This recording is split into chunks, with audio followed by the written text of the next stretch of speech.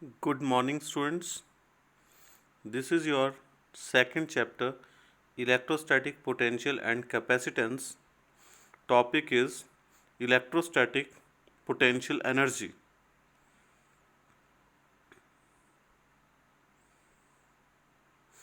Potential energy of a system of two charges.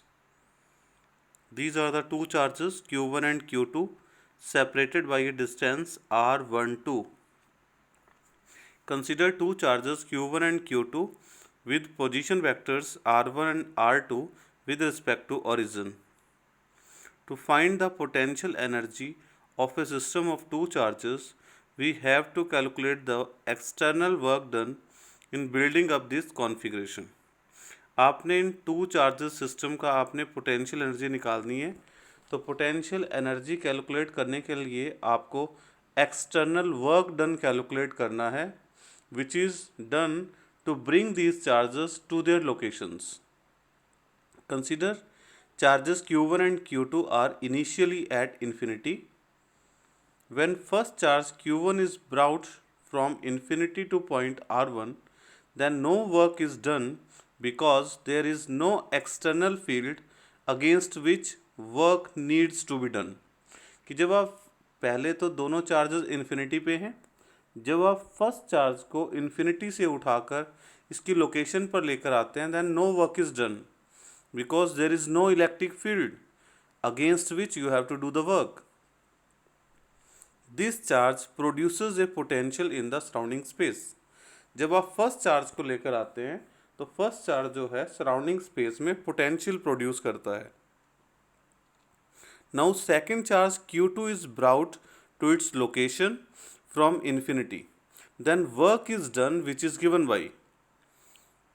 जब आप second charge को लेकर आते हैं तो work is done due to the presence of first charge.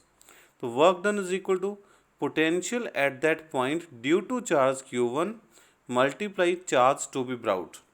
तो ये फॉर्मूला बन जाएगा W12 is equal to potential V1 multiply charge to be brought Q2 V1 multiply Q2. तो V1 का फॉर्मूला आपको पता है 1/4 pi epsilon naught Q1 upon R12 multiply Q2. So this is the work done, where R12 is the distance between points 1 and 2 where these charges are kept. Since electrostatic force is conservative, this work gets stored in the form of potential energy of the system. तो ये जो work है वो system में store हो जाता है in the form of potential energy. So potential energy का फॉर्मूला बन जाएगा U is equal to 1/4 pi epsilon naught Q1 Q2 upon R12. This equation is true for any sign of Q1 and Q2. Q1 और Q2 का कोई भी sign होगा चलेगा. If product of Q1 and Q2 is greater than 0, then potential energy is positive. Q1 Q2 का product जो है वो ग्रेटर देन 0 है. It means both charges are like charges same charges. उनका प्रोडक्ट जो है वो ग्रेटर देन 0 होगा. तो it means force between them will be repulsive. So positive amount of work is needed to be done against this force to bring the charges from infinity to their present locations at a certain distance apart. Similarly, if Q1 Q2 less than 0, potential energy is negative. Okay? Electrostatic potential energy. अब इसकी क्या definition होगी? The work done in moving a charge Q from infinity to a point in the field against electrostatic force is called electrostatic potential energy. Mainly it is a type of work done against electrostatic force. तो formula बन जाएगा इसका U is equal to W means potential energy is equivalent to work and work is equal to Q multiply V. Q is the charge to be brought and V is the potential, electric potential. Electrostatic potential energy of a system of two charges in terms of position vectors. यदि आपको इसी फॉर्मूले को in terms of position vectors लिखना हो तो please see the diagram. These are the three coordinate axes: x axis, y axis, z axis. This is charge q1 placed at point A, q2 charge placed at point B. R1 and R2 are their position vectors, and R12, yeah, you can say in vector form, R2 vector minus R1 vector is the distance between them in vector form. So potential energy in terms of position vector U is equal to 1 upon 4 pi epsilon naught q1 q2 upon R2 vector minus R1 vector magnitude. Or you can say, you can also write like this: U is equal to 1 upon 4 pi epsilon naught q1 q2 upon R12, distance between these two charges. So this is the formula of potential energy, or you can say work done.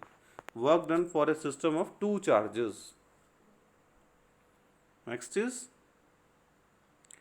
if there are three charges in the system, इस system में three charges होंगे तो like this: q1 q2 q3. No work is done to bring first charge to its location from infinity. जब आप first charge को infinity से लेकर आते हैं तो no work is done, because there is no electric field, there is no electric potential at that point.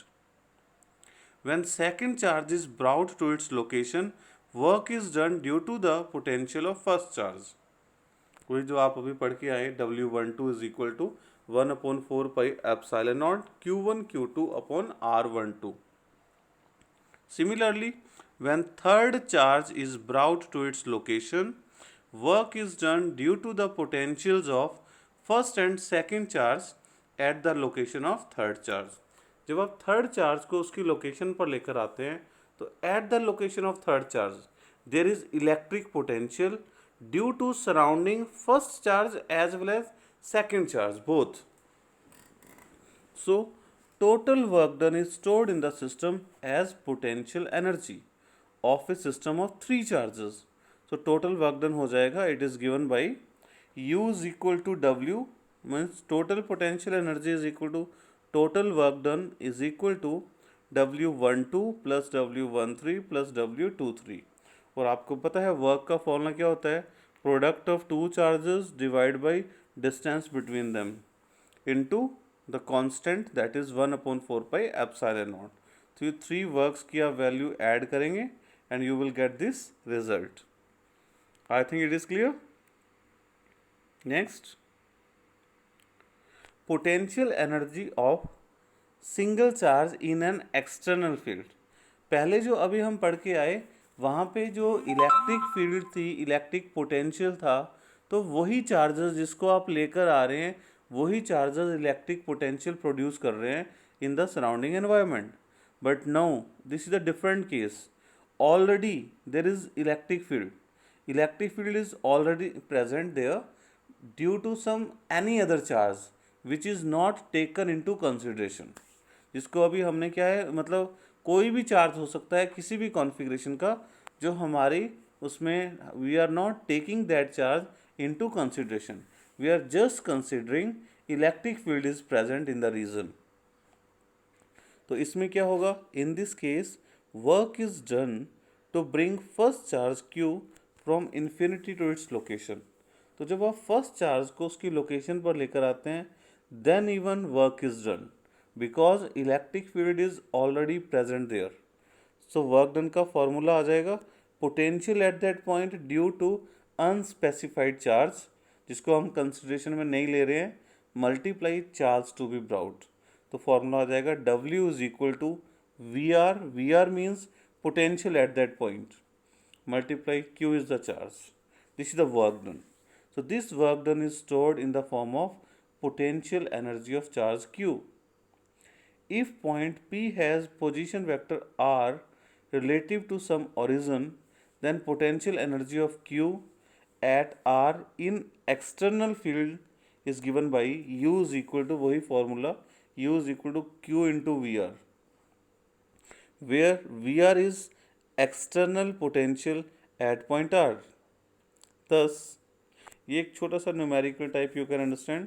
If an electron of charge Q is equal to E is equal to 1.6 into 10 raised to power minus 19 coulomb is accelerated by a potential difference of 1 volt, it would gain energy of Q into delta V is equal to 1.6 into 10 raised to power minus 19 joule.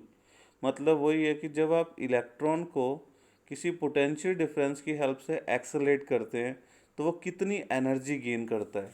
Energy is equal to work done is equal to वही formula V Q. Q यहाँ पे charge है, charge of electron, और potential जो है that is potential difference 1 volt. And answer is 1.6 into 10 raised to power minus 19 joule, and this value is equal to 1 electron volt. This is the unit of energy which is mainly used in the atomic, nuclear and particle physics. तो आप nuclear physics की study करते हैं, atomic physics की और particle physics की, तो उसमें आप मेनली जो यूनिट है एनर्जी का वो इलेक्ट्रॉन वोल्ट लेते हैं। Next is potential energy of a system of two charges in an external field. अब already external field is present due to some unspecified charges, okay, and you have to bring two charges to their locations, then you have to calculate the total potential energy. वही पहले वाला case, पहले cases में आपने क्या किया था, two charges को लेकर आए थे उनकी लोकेशन पे, but in the region electric field is not present. Now electric field is present. तो जब आप फर्स्ट चार्ज को लेकर आएंगे, अभी जैसे आपने पढ़ा, then work is done due to that electric field. So W1 is equal to VR1 into Q1. When second charge is brought to its location from infinity, then work is done due to the presence of first charge, as well as work is done due to the presence of electric field. So total work done W2 is equal to VR2 into Q2 plus 1 upon 4 pi epsilon naught Q1 Q2 upon R12।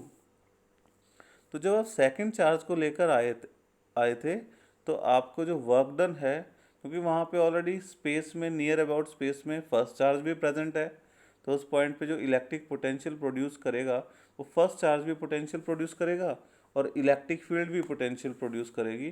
So net work done, तो total work done इन दोनों का sum आ जाएगा। Total work done W is equal to W1 plus W2 is equal to, तो add करके this is the answer, VR1 into Q1 plus VR2 into Q2 plus 1 upon 4 pi epsilon naught Q1 Q2 upon R12।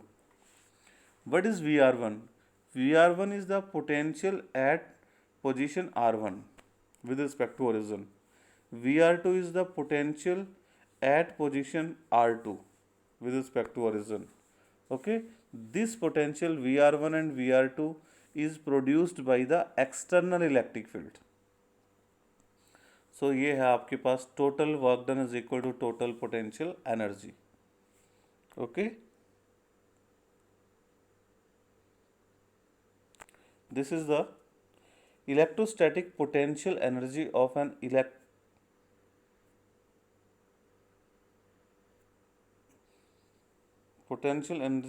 electric dipole placed in uniform electric field.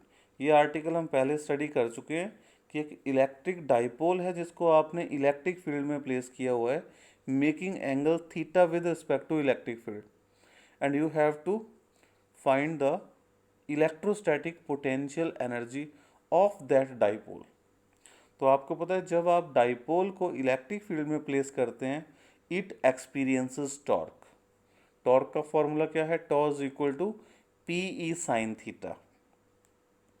If dipole is rotated through small angle d theta against this electrostatic torque, then small amount of work is done. ठीक है, आप dipole को rotate करते हैं with the help of external force against electrostatic force, so small work is done. That dw is equal to tau d theta, tau की value put करेंगे p e sin theta d theta, then total work done to rotate the dipole from angle theta 1 to angle theta 2. अब आपने total work done निकालना है तो integration करेंगे।